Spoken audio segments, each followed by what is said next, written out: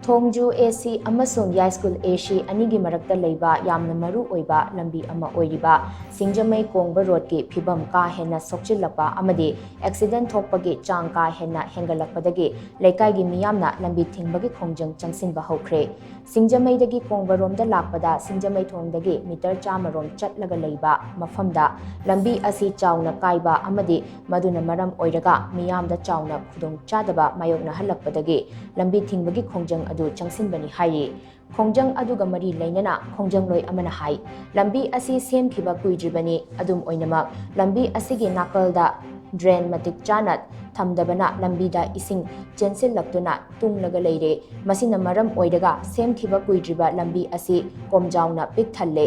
amam athengda lakpa gari kaya ngaihak leitana accident thokpana lambi asi yamna khudong thiningai oire lambi asi ningthina semjinba amadi lambi gi nakyetta matik chaba drain thamdriba phawba khongjang adu handokloi hainasu mahangna makhatana phongdokhi Nakanda LEIBA drain singina matik chadabadagi iram nalasi fazana phatidabadagi isingje nong hek tabaga isingje mafam marang khangdana thukalaga akogi drain je leitrabanina isingje sorok poras mathakta chekhalakpadagi kolasi ju yengbiyo si thadangari bane thadangari base isingduna dum tung leiramnina kolas pokhaire e adugi